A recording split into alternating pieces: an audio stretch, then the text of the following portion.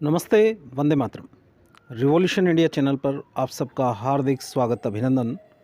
देश प्रदेशवासियों को लोहड़ी एवं मकर संक्रांति के पावन पर्व की अग्रिम हार्दिक शुभकामनाएं।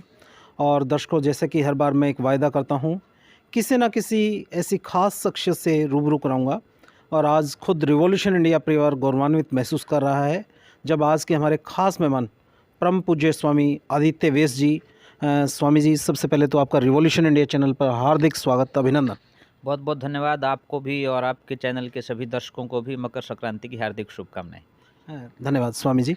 दर्शकों, एक सन्यासी, जिस व्यक्ति ने घर परिवार का मोह त्याग दिया हो और उस सन्यासी व्यक्ति को पुनः एक सामाजिक जीवन में लौटना पड़े, कोई ना कोई तो को कारण होगा। क्योंकि महर्षि दयानंद जी के गीतों में भी कहा है, अरे कोई ना कोई कारण होगा।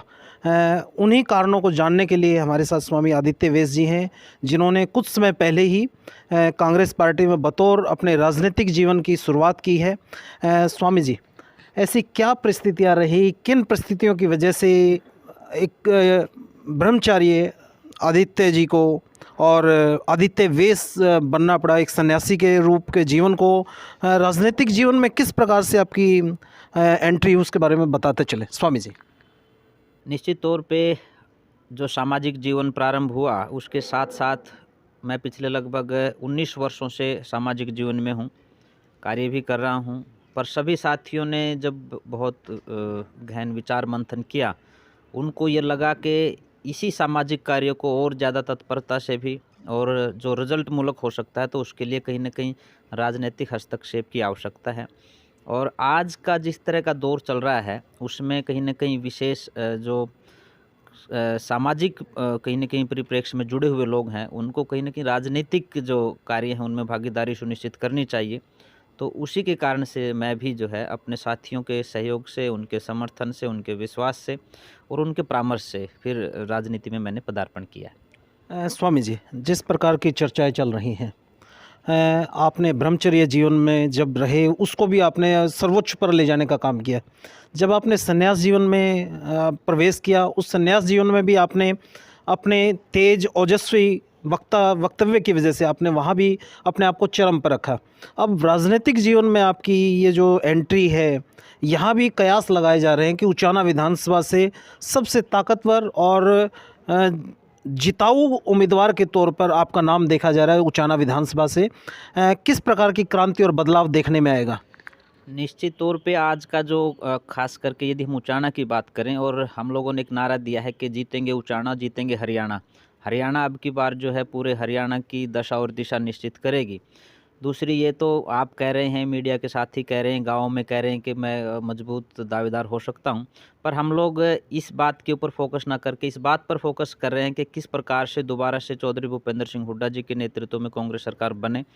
और दूसरा, हम सब साथियों का ये निर्णय है कि जजपा और बीजेपी ने जिस प्रकार से हरियाणा को बर्बाद किया है, आप देखेंगे यदि किसान सड़कों पर अपनी बातों को लेकर के आए तो उनकी पिटाई हुई।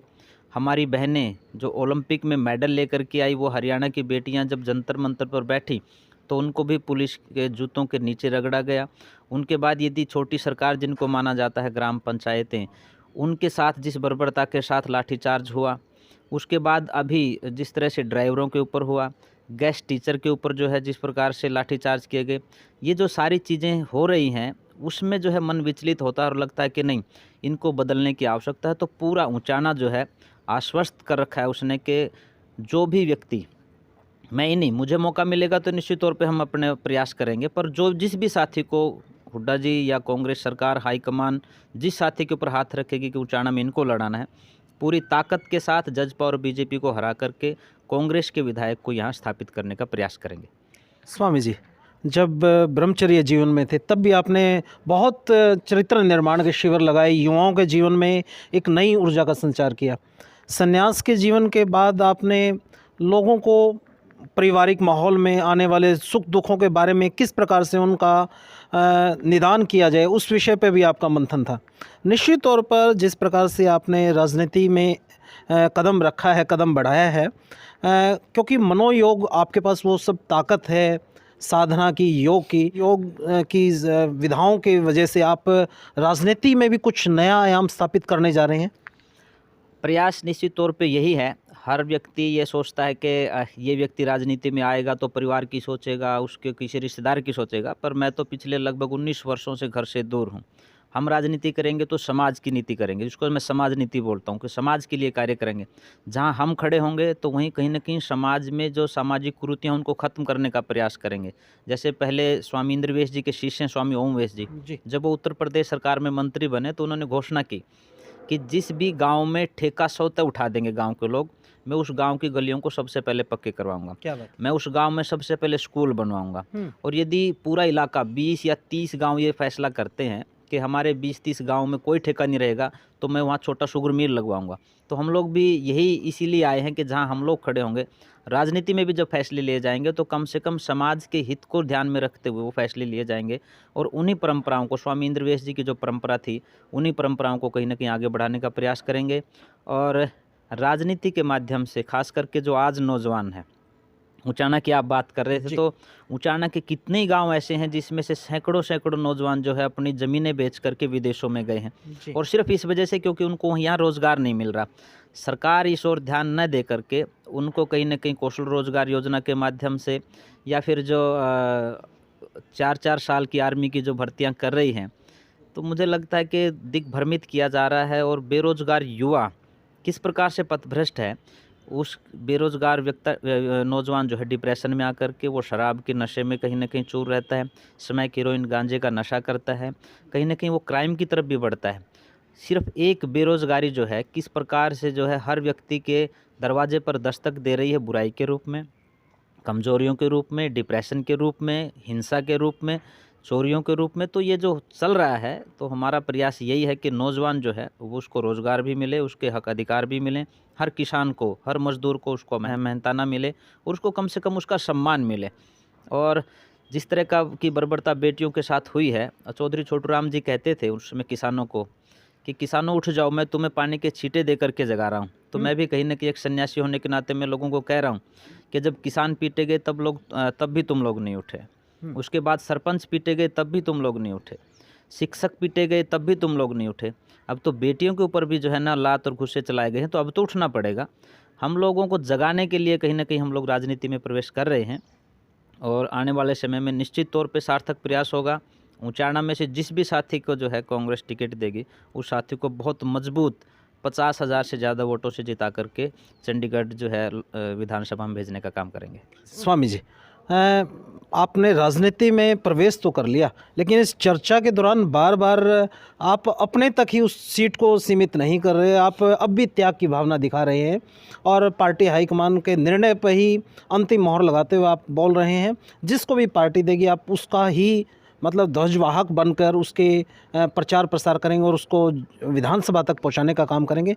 इस प्रकार का त्याग किस प्रकार से कैसे ऐसे मन में भाव, नहीं तो राजनीति को दलदल बताते हैं लोग, कीचड़ बताते हैं, ये सन्यासी स्वामी दयानंद जी का सिपाही किस प्रकार से एक नई ऊर्जा और नए समाज का गठन कर पाएगा, जनता जानना चाहती है। स्वामी जी ने ऐसी वो कौन सी नीति, राजनीति में भी चाणक्य नीति, हाँ जी, कनक नीति, उस प्रकार की अनेकों नीतियां हैं जिनको पढ़कर राजनीति में लोगों ने नए आयाम स्थापित किए हैं। तो स्वामी आदित्य वेश जी ने ऐसी वो कौन सी नीति पढ़ी है जिससे दोबारा से भारत राम राज्य और प्रदेश हरियाणा प्रदेश राम राज्य की परिकल्पना कर पाएगा?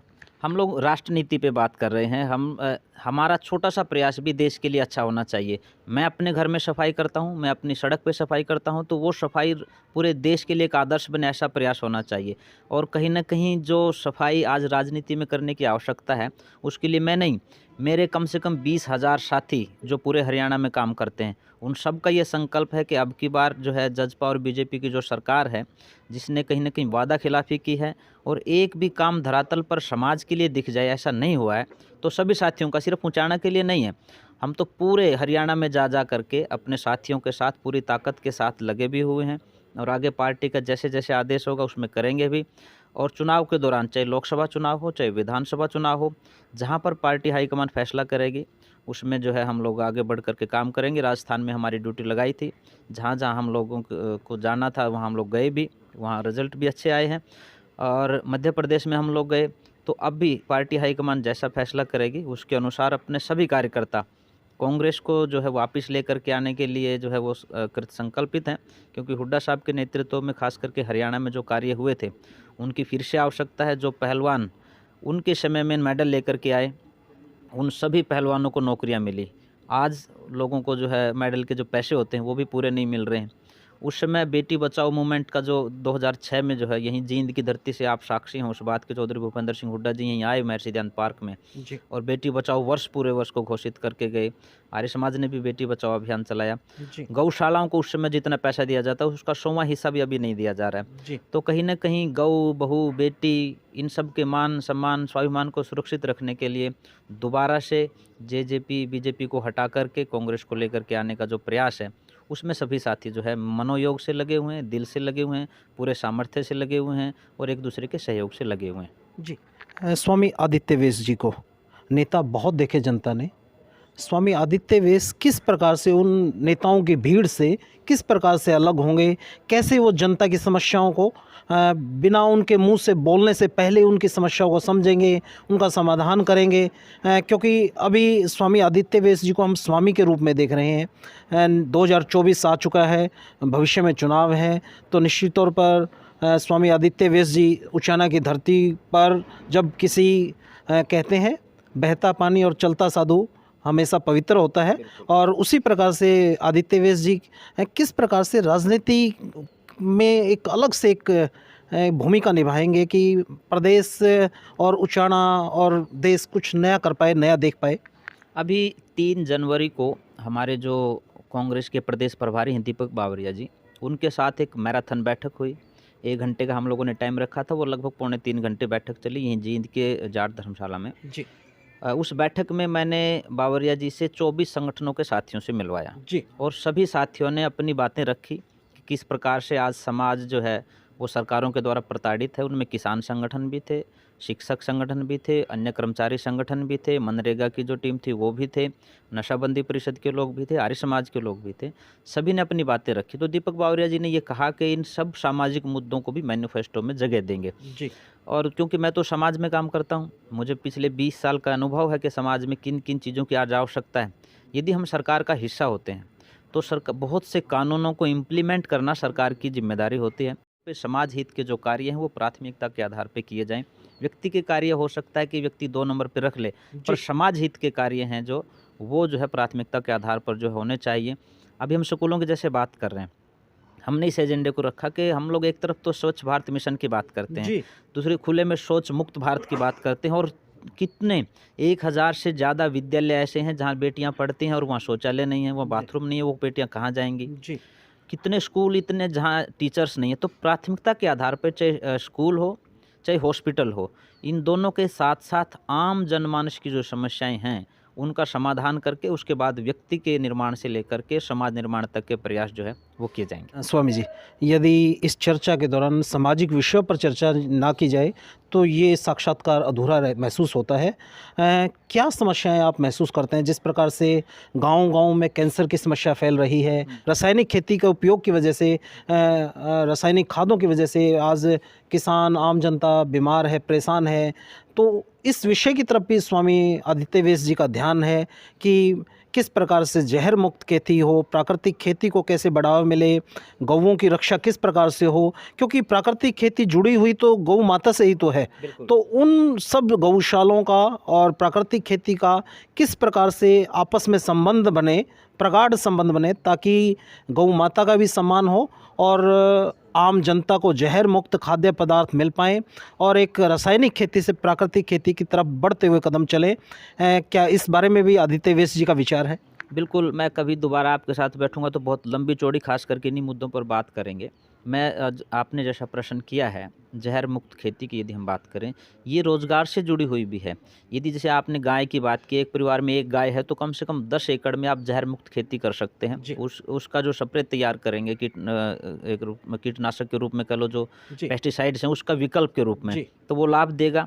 दूसरा, गाय का जो गोबर है या भैंस का जो गोबर है उससे क्या हो सकता है, आजकल गाय के गोबर से जो है ना समिधाएँ बना रहे हैं लोग, हवन में या अपने घर में जो दैनिक कर्मकांड करते हैं उसमें उनका प्रयोग करते हैं। जी। ये भी एक बिजनेस है। आज उपले जो है वो अमेज़न पे बिक रहे हैं। जी। क्यों नहीं हमारे गांव के देहात के बच्चों को छोटे छोटे उद्योग लगाने के लिए सरकार मोटिवेट करती। तो हमारा प्रयास ये रहेगा कि जैसा आपने कहा जहर मुक्त खेती का भी है, उसके साथ साथ में चाहे गोरक्षा की भी बात, गाय तो रक्षा तब होगी जब वो घर के लिए उपयोगी दिखेगी। जी। और घर के लिए उपयोगी बनाने के लिए जैसे उसके गौमूत्र की बात है, गौमूत्र से जो खेतों में डालने के लिए कुछ रासायनिक क्रियाएं करके उसके साथ, और वो जी। पेस्टिसाइड रूप में तैयार की जाएंगी, जी। वो भी तैयार होगा। उसके साथ साथ में उसके गोबर से जो उपले बनेंगे, आजकल जैसे अमेज़न पे मैंने कहा वो बिक रहे हैं, जी। उसका भी चाहे भैंस का गोबर है चाहे उसका गोबर है, जी। आप एक नौजवान को कॉन्ट्रैक्ट दे दीजिए कि पूरे गांव में जो है इस बिज़नेस को चलाना है। वो बच्चा उस गाय से जोड़ करके अपने काम को आगे बढ़ा सकता है। वो दवाइयाँ तैयार कर सकता है कि भाई इसको हम स्प्रे के रूप में प्रयोग करेंगे, उसके खाद के रूप में प्रयोग करेंगे। केंचुआ लेकर के, केंचुआ जो है गाय के गोबर से या भैंस के गोबर के साथ जो है वो खाद तैयार करेंगे, उसको अपने खेत के लिए प्रयोग करें। और यदि उसको साधन मिल जाए, कुछ सरकार कुछ उसको साधन दे, तो वो अपना छोटा सा लघु उद्योग जो है वो प्रारंभ कर सकता है। ऐसी ऐसी बहुत सी चीज़ें हैं, बहुत सी स्कीम हैं जो मैं अपने साथियों से डिस्कस भी कर रहा हूँ, जी। जो हाईली क्वालिफाइड हैं, जिन्होंने अपने बड़े बड़े बिजनेस डेवलप किए हैं, जी। उनके साथ भी हमारे साथियों की चर्चाएं हो रही हैं। पर ये चीज़ें तभी इम्प्लीमेंट हो सकती हैं जब आप सरकार का हिस्सा हैं। जी। यदि आप सरकार का हिस्सा हैं तो कोई गांव ऐसा नहीं बचेगा जिस गांव का नौजवान जो है चाहे अपने गांव में रोजगार प्राप्त करे या कहीं ज़िले में आकर के किसी बड़े उद्योग में उसको रोज़गार मिले। और मुझे लगता है कि यही सबसे बड़ी समस्या आज की है। यदि हम नौजवान को रोज़गार देने में सफल होते हैं तो देश का विकास होगा, समाज का विकास होगा, गांव का विकास होगा, और गांव के विकास से ही कहीं न कहीं राष्ट्र के विकास की नींव रखी जाती है। जी। पूज्य स्वामी जी, आपने समय दिया, इसके लिए बहुत आभार आपका। मैं दर्शकों को इसी सोच और इसी विचार के साथ छोड़े चलता हूँ। निश्चित तौर पर जब किसी कुएँ, जोहड़ का पानी जब गंदा हो जाता है तो उसको अनेकों तरीक़ों से उस पानी को शुद्ध करने का प्रयास किया जाता है। इसी प्रकार का एक प्रयास कांग्रेस पार्टी ने उचाना विधानसभा से एक सन्यासी को प्रतिभागी के रूप में चुनावी मैदान में उतारने का मूड बना चुकी है। और देखने वाली बात होगी कि सन्यासी अपने मनोयोग से, अपने कर्म योग से, अपने तप और तपस्या से उस समाज में फैली हुई कुरीतियाँ रूपी जो गंदगी है उसको निथार कर और एक स्वच्छ पानी समाज को, एक स्वच्छ वातावरण, स्वच्छ राजनीतिक माहौल देने का प्रयास करेंगे। ऐसी स्वामी आदित्य वेश जी की बहुत दृढ़ संकल्पित ऐसा उनका वाक्य है। और जिस प्रकार की स्वामी आदित्य वेश जी की युवाओं की टीम है, निश्चित तौर पर ये क्रांति का एक विगुल बज चुका है। 2024 रिवॉल्यूशन, बदलाव और रिवॉल्यूशन इंडिया, बदलता भारत, बदलाव भारत की एक भूमिका, एक परिकल्पना की तैयारी हो चुकी है। देखते रहिए रिवॉल्यूशन इंडिया। फिर किसी अन्य दिन किसी खास शख्स से मुलाकात कराएंगे। जय हिंद, जय भारत, वंदे मातरम।